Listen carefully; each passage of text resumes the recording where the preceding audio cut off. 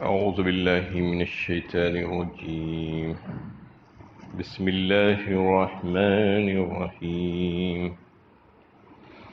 وإذا بدلنا آية مكان آية والله أعلم بما ينزل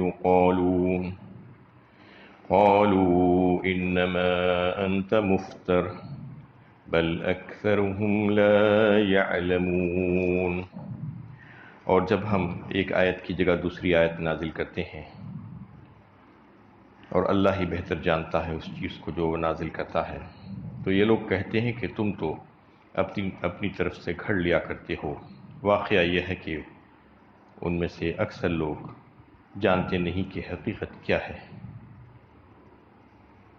سورہ نحل کی 101 نمبر کی آیت ہے۔ اس سے گزشتہ آیتوں میں اللہ تعالیٰ نے شیطان مردود کا تذکرہ کر کے قرآن کے پڑھنے سے پہلے اس اللہ سے پناہ مانگنے کے لیے کہا تھا، اور شیطان کے شر سے محفوظ رہنے کے لیے اللہ تعالیٰ کی پناہ میں آ جانے کے لیے کہا گیا، اور پھر بتایا گیا کہ اس کو اتنے اختیارات نہیں دیے گئے ہیں، اتنا زور اس کا نہیں ہے کہ لوگوں کو بے اختیار کر دے اور جو چاہے کر دے۔ یعنی ان لوگوں پر جو اللہ تعالیٰ پر ایمان لا کر پورا مکمل بھروسہ کرتے ہیں اور اللہ تعالیٰ سے ہی خیر و شر کے تعلق سے کہتے ہیں کہ ہماری ذات پر ہم کو بھروسہ لیکن اللہ تعالیٰ کی ذات پر بھروسہ ہے، اور اللہ تعالیٰ سے خیر مانگتے ہیں، تو اس پر اللہ تعالیٰ ان کے اوپر شیطان کو مسلط ہونے نہیں دیتا۔ اور جو جس قدر اللہ تعالیٰ کی فرما برداری میں اپنی زندگی گزارے گا، اللہ تعالیٰ کے احکامات کو پورا کرنے کی کوشش کرے گا، اس قدر اللہ تعالیٰ اس کو اپنی پناہ میں لیتے جائیں گے۔ اس کے برخلاف جو شیطان کو اپنا رفیق اور دوست بنائے گا، اس کی باتوں کو سنے گا اور اس سے دوستی کرے گا اور توحید کو چھوڑ کر شرک کرنے لگ جائے گا، تو پھر وہ اس پر مسلط ہو کر ہی رہے گا۔ اب یہاں پر اس آیت میں ناسخ اور منسوخ کی بحث کی گئی ہے۔ اصل میں قرآن انسانوں کی لکھی ہوئی کتابوں کی طرح کوئی کتاب نہیں ہے کہ اس کو مکمل کر کے بیک وقت پیش کر دیا جاتا، اس کے ذریعے سے لوگوں کی معلومات میں اضافہ کر دیا جاتا، یا کوئی یہ علمی تحقیق نہیں ہے، بلکہ یہ کتاب انسان کے خالق نے انسان کی ہدایت اور تعلیم و تربیت کے لیے نازل فرمائی ہے۔ اس لیے حکمت کا تقاضا یہ ہوا کہ قرآن پر ایمان لانے والوں کی جو جماعت ابتدائی طور پر تشکیل پائے، اس کو پیش آنے والے حالات کی مناسبت سے بر وقت اور بر محل جیسا ضرورت پڑے ویسا ہدایت دی جاتی رہے، تاکہ قرآن کا مدعا بھی خوب واضح ہو اور بر وقت رہنمائی مل جائے، اہل ایمان میں پختگی اور عمل میں مضبوطی کا سامان بھی ہو۔ اس عظیم مصلحت کے پیش نظر قرآن کا نزول بتدریج ہوتا رہا، اور اس میں اجمال اور تفصیل کا فرق آپ کو ملے گا۔ شروع میں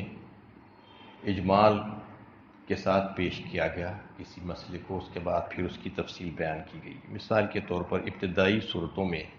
توحید کو جامع انداز میں پیش کیا گیا۔ آپ دیکھیے کہ مکے میں نازل ہونے والی جو صورتیں ہیں، اس میں زیادہ تر ایمانیات اور توحید ہی پر بات کی گئی ہے، کیونکہ عقیدے کی مضبوطی ضروری تھی۔ عقیدہ مضبوط کیا گیا، اس کے بعد پھر احکامات آنے شروع ہوئے۔ اس طرح آغاز میں خدائے واحد کی عبادت کا اجمالی حکم دیا گیا، بعد میں اس کی تفصیلات، نماز، روزہ، زکوٰۃ اور دیگر سارے احکامات مدینی دور میں نازل کیے گئے۔ اور کافروں کے ظلم و ستم کے مقابلے میں مسلمانوں کو سب سے پہلے تو صبر کرنے کی تلقین دی گئی تھی۔ کفو ایدیکم کہہ کر ہاتھ باندھے رکھو تم اپنے، ابھی لڑنا نہیں ہے۔ مسلسل مکی دور میں ایسا ہی کہا جاتا رہا، لیکن بعد کے مرحلے میں انہیں ہجرت کی اجازت، اس کے بعد پھر ہجرت حبشہ کا بھی ذکر ہوا، اور پھر جہاد کی اجازت ان کو دی گئی کہ اب ان کے ظلم و ستم کو زیادہ نہیں سہا جا سکتا، اگر وہ حملہ آور ہو تو اپنی مدافعت میں کام کرو۔ کافروں کو فہمائش کرنے کا حکم ہوا، لیکن بعد میں ہر دھرمی اختیار کرنے والوں کے ساتھ اعراض کرنے کا حکم بھی دیا گیا۔ یہی باتیں ہیں جن کو قرآن نے ایک آیت کی جگہ دوسری آیت لانے سے تعبیر کیا ہے، ورنہ قرآن کی آیتوں میں کوئی تضاد نہیں ہے۔ جیسا کہ سورہ بقرہ شروع ہی میں پہلے پارے میں جو ہے فرمایا گیا کہ ما ننسخ من آیت او ننسیھا ناتی بخیر منہا او مثلھا، نہیں منسوخ کرتے اللہ تعالیٰ کسی آیت کو یا بھلا دیتے، بلکہ اس کی جگہ اس سے اچھی اور بہترین حکم لا دیتے ہیں۔ کئی ایک موقعوں پر ایسا ہوا کہ پہلے جو حکم دیا گیا تھا وہ اس وقت کی مناسبت سے تھا، یعنی جب وہ حالات تھے حکمت کے تحت اللہ تعالیٰ کی مشیت اور مصلحت کے تحت وہ حکم دیا گیا، لیکن بعد میں پھر جب حالات بدلے تو پھر حکم بھی بدلا گیا، کہیں پر لفظاً کہیں پر معنی طور پر۔ کئی ایک ایسے مقامات بھی آپ کو ملیں گے جہاں پر آیت کی تلاوت تو ہوتی ہے، وہ لفظ کو نہیں بدلا گیا لیکن حکم بدل دیا گیا۔ یہ کہاں سے معلوم ہوتا ہے؟ اللہ کے نبی صلی اللہ علیہ وسلم کے ارشادات کے ذریعے سے، ورنہ اگر ہم حدیث کو چھوڑ دیں گے، نبی صلی اللہ علیہ وسلم کے ارشادات کو جو ہے سامنے رکھ کر قرآن کو سمجھنے کی کوشش نہیں کریں گے تو گمراہ ہو جائیں گے، کیونکہ کئی ایک ایسی آیتیں ہیں جس پر اب حکم باقی نہیں بچا لیکن تلاوت ہوتی ہے، اور کچھ آیتیں ایسی بھی تھی قرآن میں جس کو اللہ تعالیٰ نے خود بھلا دیا، نبی صلی اللہ علیہ وسلم کے ذہن سے نکال دیا اس کو۔ ما ننسخ من آیت او ننسیھا فرمایا، ننسیھا کا مطلب یہ ہے کہ بھلا دینا، یعنی ایسی آیتیں بھی تھیں جس کو بھلا دیا گیا، ذہن سے ہی نکال دیا گیا، اس کو تلاوت بھی نہیں ہوتی ہے، لیکن فرمایا گیا کہ ہم جب کبھی ایک حکم کو بدلتے ہیں تو اس کی جگہ کوئی اور اچھا اور بہترین حکم تمہارے لیے لا دیتے ہیں۔ تو یہ اللہ تعالیٰ کی حکمت کا تقاضا ہے کہ اللہ تعالیٰ جو ہے جب جیسے مناسب سمجھتے ہیں ویسے حکم نازل فرماتے جاتے ہیں، کیونکہ جیسا کہ ابتدائی دور اسلام میں جو ہے جو احکامات دیے گئے وہ نرم احکامات تھے، یعنی لوگوں کو عادت ڈالنا تھا اس کام کے کرنے کی طرف ان کو راغب کرنا تھا۔ بعد میں پھر آہستہ آہستہ جب عادت پڑتی گئی تو پھر وہ حکم کو ہٹا کر دوسرا حکم اس کی جگہ لایا گیا۔ یہ جب چیزیں ہو رہی تھی تو کفار اعتراض کرنے لگے، اس میں یہی بتایا گیا ہے اس آیت میں کہ واللہ عالم بما ينزل قالوا انما انت مفتر۔ جب اللہ تعالیٰ بدلتے کچھ احکامات کو، کچھ آیتوں کو، تو کافر کہتے کہ یہ کیا بات ہے؟ جب آپ یہ کہتے ہیں کہ اللہ کا کلام ہے تو پھر اللہ کے کلام میں تبدیلی کیسی؟ اللہ تعالیٰ تو سب کچھ جانتے ہیں، تو پہلے ہی سے وہ بالکل جو تھا وہی کر دینا چاہیے تھا، یہ ایک کے بعد ایک جو ہے حکم بدل کیوں رہے ہیں؟ بدل رہے ہیں اس کا مطلب یہ ہے کہ نعوذ باللہ آپ جھوٹے ہیں۔ قالوا انما انت مفتر، آپ افطرا کر رہے ہیں اللہ تعالیٰ کے اوپر، یہ الزام لگاتے، بل اکثرهم لا یعلمون،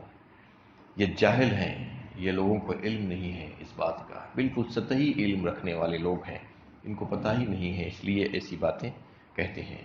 ورنہ اگر وہ قرآن میں غور و فکر کرتے ہیں، اس میں تدبر اور تفکر کرتے ہیں اور اس کو سمجھنے کی کوشش کرتے تو ان کو بڑی آسانی کے ساتھ یہ بات سمجھ میں آ جاتی ہے، کیونکہ انہوں نے یہ جو مطالبہ شروع میں کیا تھا جس کا ذکر اللہ تعالیٰ نے سورہ فرقان میں بھی کیا، وقال الذين كفروا لولا نزل عليه القرآن جملة واحدة كذلك لنثبت به فؤادك ورتلناه ترتیلا، فرمایا اللہ تعالیٰ نے سورہ فرقان 19ویں پارے میں۔ کفار نے مطالبہ کیا کہ قرآن ایک بار کی نازل کیوں نہیں کر دیا گیا، یہ آہستہ آہستہ کیوں نازل کیا جا رہا ہے؟ 23 سال کے عرصے میں قرآن کی جو ہے نازل کرنے کا کام مکمل کیا گیا ہے۔ تو اللہ تعالیٰ اس کے جواب میں فرماتے ہیں كذلك لنثبت به فؤادك، اس طریقے سے کہ آپ کا دل قوی اور مضبوط ہو جائے، کیونکہ اللہ کا کلام بہت مضبوط کلام تھا، بہت ثقیل کلام تھا، ایک ساتھ نازل نہیں کیا جا سکتا تھا، کوئی دل اس کو برداشت نہیں کر سکتا تھا۔ یہ آپ صلی اللہ علیہ وسلم ہی تھے جن کا قلب مبارک جو ہے اللہ تعالیٰ نے منتخب کیا اس پہ نازل کرنے کے لیے اپنے کلام کو، كذلك لنثبت به فؤادك، اور تاکہ آپ کا دل مضبوط ہو، ورتلناه ترتیلا، اس لیے ہم نے اس کو بتدریج آہستہ آہستہ پڑھ کر سنایا۔ تو اللہ تعالیٰ کی یہ مصلحت اور حکمت تھی، اور یہ کہ لوگوں کو ان کے حسب ضرورت احکامات دیتے جائیں، کیونکہ ابتدائی دور میں جو حکم دیا گیا تھا وہ پھر بدل کر دوسرا حکم اس کی جگہ، جب لوگ کام کرنے کے عادی ہو جائیں اور اس ماحول کے عادی ہو جائیں تو ان کو دوسرا حکم دیا گیا۔ اس کی مثال بالکل اس طریقے سے سمجھی جا سکتی ہے کہ ایک طبیب کے پاس ایک مریض اپنا علاج کرانے کے لیے جاتا ہے تو ڈاکٹر یہ کرتا ہے کہ اس کو کچھ دوائی لکھ کر دیتا ہے، پرسکرائب کرتا ہے، اس کے بعد جو ہے اس کو یہ پتہ ہوتا ہے کہ یہ دوا استعمال کرنے کے بعد چند ہی دنوں میں اس سے جو ہے کچھ فائدہ ہوگا اور پھر دوا کو بدلنا پڑے گا، لیکن پہلے ہی وہ مریض کو وہ باتیں نہیں بتاتا کہ 3 دن یہ دوا کھانے کے بعد چوتھے دن سے یہ دوا لکھ رہا ہوں میں، پھر 7ویں دن سے یہ دوا لکھ رہا ہوں یا 10ویں دن سے یہ دوا لکھ رہا ہوں، یہ نہیں کہتا اس کو، اس لیے کہ وہ ڈسٹرب ہو جائے گا، اس کو پتہ نہیں، کنفیوز ہو جائے گا، اس لیے اس کو پہلے کچھ لکھ کر دے دیا جاتا ہے، پھر آنے کے بعد پھر دوسری دوا اس میں بدلی جاتی ہے۔ تو بالکل ایسی ہی مثال قرآن حکیم میں جو ہے احکامات کو ایک کے بعد دیگرے بتدریج لانے کا ہے کہ پہلے ابتدائی دور میں لوگ عادی نہیں تھے تو ان کو عادت ڈالنے کے لیے جو ہے آہستہ آہستہ احکامات دیتے گئے، ایک دم سے اگر سارے احکامات دے دیے جاتے تو اس پر عمل کرنا دشوار ہو جاتا تھا۔ کئی ایک مقامات پر اگر آپ دیکھیں تو ایسے ہی احکامات آئے ہیں۔ نماز کے سلسلے میں، رمضان کے روزوں کے سلسلے میں جب فرضیت ہوئی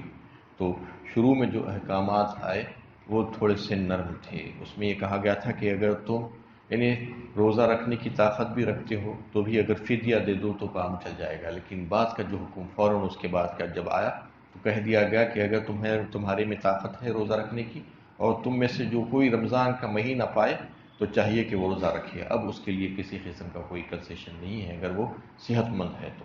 تو اس طریقے سے جو ہے شراب کی حرمت کے بارے میں بھی یعنی بتدریج حکم نازل کیا گیا، پہلے جو ہے اس کی خرابی بیان کی گئی اور پھر دوسرا درجہ جو حکم آیا اس میں یہ کہ تم نشے کی حالت میں نماز کے قریب مت جاؤ کہا گیا۔ اس کے بعد جب فائنل حکم آیا سورہ مائدہ میں تو یہ کہہ دیا گیا کہ اب سے تمہارے لیے شراب نجس اور ناپاک ہے اور یہ شیطانی فعل ہے، تم اس سے بچ جاؤ، تم اس سے بچنے کی کوشش کرو۔ تو اس طریقے سے آہستہ آہستہ بتدریج احکامات اللہ تعالیٰ بھیجتے رہے۔ قانون میراث کے بارے میں بھی ایسا ہی تھا، شروع میں جو ہے قانون میراث مکمل نازل نہیں ہوا، میراث کا قانون مرنے والے کی جو میراث بٹتی ہے اس کے بارے میں پہلے تو یہ بتایا گیا، یہ حکم دیا گیا تھا شروع میں کہ مرنے والا مرنے سے پہلے اپنی وراثت کے تعلق سے جو ہے وصیت لکھ دے کہ کس کو کیا دینا چاہتا ہے، اپنے ماں باپ اور دیگر اپنے قرابت داروں کے لیے۔ بعد میں وہ حکم منسوخ کیا گیا اور پورا قانون میراث اللہ تعالیٰ نے بیان فرما دیا سورہ نساء میں تفصیل کے ساتھ۔ کئی ایک جو ہے احکامات اگر دیکھیں آپ تو شروع میں کچھ نرم تھے، اس کے بعد پھر آہستہ آہستہ جب لوگ اس کے عادی ہو گئے تو پھر وہ جو ہے اس کی جگہ دوسرا قانون لایا گیا، دوسرا حکم بھیجا گیا۔ تو اسی کا تذکرہ اس میں آ رہا ہے کہ اللہ تعالیٰ بہت بہتر جانتے ہیں، واللہ اعلم بما ینزل، جو نازل کرنا ہے، جو حکم جو ہے لوگوں کے لیے بہتر ہے، وہ جو ہے مصلحت اور حکمت کے اعتبار سے، وہ حالات کے اعتبار سے اللہ تعالیٰ اس کو نازل فرماتے ہیں۔ قل نزله روح القدس من ربك بالحق ليثبت الذين آمنوا هدى وبشرى للمسلمین، کہو اس کو روح القدس نے تمہارے رب کی طرف سے حق کے ساتھ نازل کیا ہے تاکہ وہ اہل ایمان کو مضبوطی عطا کرے اور ہدایت اور بشارت ہو اسلام لانے والوں کے لیے۔ ان کے جواب میں یہ کہا گیا جب کہ وہ الزام لگا رہے تھے نبی صلی اللہ علیہ وسلم پر کہ یہ اللہ کا کلام کیسا ہے کہ اس میں تبدیلی کیوں ہو رہی ہے، تو کہا گیا کہ کہہ دو ان سے کہ یہ کوئی میرا بنایا ہوا کلام نہیں ہے بلکہ یہ اللہ کا کلام ہے، اور اس کو روح القدس حضرت جبرائیل امین جو بڑے امانت دار فرشتے ہیں اللہ تعالیٰ کے حکم سے مجھ تک پہنچاتے ہیں، یہ اللہ تعالیٰ ہی کا کلام ہے، اس میں کوئی شک و شبہ نہیں ہے۔ وہ اس طریقے سے آہستہ آہستہ بیان کیا جاتا ہے اور اس میں جو ہے جو کچھ تبدیلیاں کی جاتی ہیں تاکہ وہ اہل ایمان کو مضبوطی عطا کرے اور ہدایت اور بشارت ہو اسلام لانے والوں کے لیے، یعنی ہدایت کا سامان ہے اور خوشخبری ہے جو اس کو سمجھ کر اس پر عمل کرنے کی کوشش کرے گا۔ وَلَقَدْ نَعْلَمُ أَنَّهُمْ يَقُولُونَ إِنَّمَا يُعَلِّمُهُ بَشَرٌ لِسَانُ الَّذِي يُلْحِدُونَ إِلَيْهِ أَعْجَمِيٌّ وَهَذَا لِسَانٌ عَرَبِيٌّ مُبِينٌ۔ ہمیں معلوم ہے کہ یہ کہتے ہیں کہ اس شخص کو ایک آدمی سکھاتا ہے، حالانکہ اس آدمی کی زبان جس کی طرف یہ منسوب کر رہے ہیں عجمی ہے اور یہ صاف عربی زبان ہے۔ اور ایک الزام نبی صلی اللہ علیہ وسلم پر یہ لگاتے تھے کہ یہ کلام نبی صلی اللہ علیہ وسلم کو نعوذ باللہ کوئی شخص سکھا دیتا ہے، وہ سیکھ کر لوگوں کے سامنے اللہ کا کلام کہہ کر پیش کر دیتے ہیں، اور جس شخص کی طرف یہ منسوب کرتے تھے کہ یہ انسان آپ کو سکھاتا ہے تو وہ ایک روم کا باشندہ تھا جس کی زبان عجمی تھی، عربی نہیں تھی۔ عجمی مطلب عربی سے ہٹ کے دیگر جو بھی زبانیں ہیں اس کو عجمی کہا جاتا ہے۔ تو وہ جو ہے آپ صلی اللہ علیہ وسلم کے پاس آ کر بیٹھا کرتا تھا، وہ شخص، وہ غلام تھا، روم کا باشندہ تھا، اور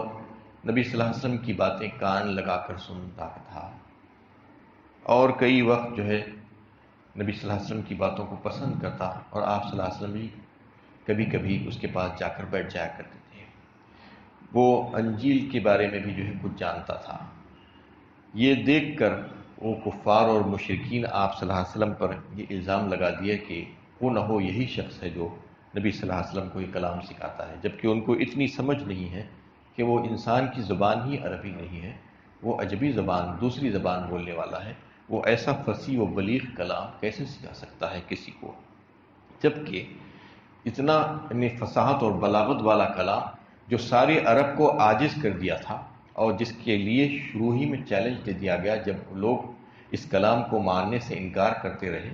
اور یہ کہہ رہے تھے کہ یہ انسانی کلام ہے، تو ان سے کہہ دیا گیا وَإِن كُنتُمْ فِي رَيْبٍ مِّمَّا نَزَّلْنَا عَلَىٰ عَبْدِنَا فَأْتُوا بِسُورَةٍ مِّن مِّثْلِهِ وَادْعُوا شُهَدَاءَكُم مِّن دُونِ اللَّهِ إِن كُنتُمْ صَادِقِينَ۔ اگر تمہیں شک و شبہ ہو اس کلام کے بارے میں کہ یہ اللہ کا کلام ہے، تو یہ اگر تم یہ سمجھتے ہو کہ کوئی انسان کا کلام ہے تو تم بھی انسان ہو، اور تم لوگ تو بڑی فصاحت و بلاغت کے دعوے کرتے ہو، بڑے بڑے ادیب اور فصاح اور بلغاء ہے تمہارے پاس، تو تم بھی جو ہے اپنے سارے ساتھیوں کو اور اپنے مددگاروں کو بلا لاؤ اور اس کلام جیسا بنا لاؤ، اس کلام کی پورے صورتیں نہیں تو کم از کم ایک صورت جو ہے اس جیسی بنا کر لاؤ، اگر تم میں جو ہے تم یہ سچے ہو، ان کنتم صادقین فإن لم تفعلوا ولن تفعلوا۔ پھر فوراً فرما دیا گیا اگر تم کر سکو، تم ہرگز نہیں کر سکتے۔ اللہ تعالیٰ نے خود فرما دیا تم ہرگز ایسا نہیں کر سکتے، اور واقعی میں وہ ایسا نہیں کر سکے، جبکہ انہوں نے اپنی ساری توانائیاں، اپنی جان اور اپنے مال اور اپنے سب کچھ نبی صلی اللہ علیہ وسلم کی مخالفت پر لٹانے کے لیے تیار تھے اس وقت، بس وہ مخالفت پر اڑے ہوئے تھے اور چاہتے تھے کہ ساری چیزیں دے دیں گے لیکن آپ کو نیچا دکھا لیں گے۔ تو جو کہا گیا کہ تم جب سب کچھ لٹانے کے لیے تیار ہو اور تم کو تو یہ زبان آتی ہے، تم بھی اس جیسا کلام بنا کر لا لو، ہم مان لیں گے، لیکن وہ نہ اس وقت لا سکے، نہ بعد میں لا سکے، نہ اب تک کوئی لا سکا ہے، نہ قیامت تک لا سکے گا۔ اللہ تعالیٰ نے خود فرما دیا فَإِن لَّمْ تَفْعَلُوا وَلَن تَفْعَلُوا۔ کوئی نہیں کر سکتا یہ کام، کسی کی بس کی بات نہیں ہے، یہ عاجز کر دینے والا کلام ہے، یہ اللہ کا کلام ہے، یہ کسی انسان کا کلام نہیں ہو سکتا، اس جیسی ایک صورت کوئی بنا کر لا ہی نہیں سکتا۔ یہ کہہ دیا گیا یہ تو عجمی ہے، یہ عربی ہے ہی نہیں، اور اتنا فصیح و بلیغ کلام یہ کیسے پڑھ سکتا ہے اور یہ کیسے سکھا سکتا ہے۔ ان الذين لا يؤمنون بآيات الله لا يهديهم الله ولهم عذاب أليم۔ دراصل جو لوگ اللہ کی آیتوں پر ایمان نہیں لاتے، اللہ ان کو راہ نہیں دکھاتا، اور ان کے لیے دردناک عذاب ہے جو اس قسم کی باتیں کر رہے ہیں اور اللہ تعالیٰ کی آیتوں کا انکار کر رہے ہیں اور قرآن کی حقانیت کے خلاف بات کر رہے ہیں، اور یہ کہہ رہے ہیں کہ نبی صلی اللہ علیہ وسلم نے خود اپنے آپ بنا لیا ہے یا کسی سے سن کر سیکھ کر اس کو پیش کیا ہے، تو ان کے لیے دردناک عذاب ہے، ان کو سمجھ لینا چاہیے کہ ان کو رسوا کرنے والا عذاب ملنے والا ہے۔ انما يفتر الكذب الذين لا يؤمنون بآيات الله واولئك هم الكاذبون۔ جھوٹ تو وہی لوگ کھڑتے ہیں جو اللہ کی آیتوں پر ایمان نہیں لاتے، وہی سراسر جھوٹے ہیں، یعنی خدا پر جھوٹ کھڑنے والے وہی لوگ ہو سکتے ہیں جو اللہ کی نازل کردہ وحی پر ایمان نہ رکھتے ہو۔ وحی الہی پر ایمان اور خدا کی طرف من گھڑت باتیں منسوب کرنا دو بالکل متضاد باتیں ہیں۔ اگر کوئی یہ کہہ رہا ہے کہ مجھے ایمان بھی ہے اور پھر اللہ تعالیٰ کی کتاب کے خلاف جو ہے من گھڑت باتیں بھی کرتا ہے، تو اس لیے پیغمبر پر تو جھوٹ کا الزام کسی طرح عائد نہیں ہو سکتا۔ پیغمبر نے کبھی بھی جھوٹ نہیں کہا، وہ تو صادق اور امین ہیں۔ تم خود ہی اس بات کو جو ہے اقرار کرتے ہو، اعتراف کرتے ہو کہ انہوں نے کبھی بھی جھوٹ نہیں کہا تھا، تو پھر اس معاملے میں جھوٹ کیسے کہہ سکتے ہیں؟ وہ تو سچے ہیں، سچوں کے قائد ہیں۔ البتہ یہ الزام مشرکین پر اور پیغمبر کی مخالفت کرنے والوں پر عائد ہوتا ہے کہ وہ خدا کے نام سے جھوٹ بولتے ہیں، کیونکہ انہوں نے اپنے عقیدہ اور اپنے مذہب کو یا تو خود کھڑا ہے یا کھڑنے والوں کی پیروی کر رہے ہیں۔ بہر صورت وہ لوگ ہی جھوٹے ہیں، نبی صلی اللہ علیہ وسلم جھوٹے نہیں ہو سکتے۔ اللہ تعالیٰ سے دعا ہے کہ اللہ تعالیٰ ہمیں صحیح علم و عمل کی توفیق عطا فرمائے۔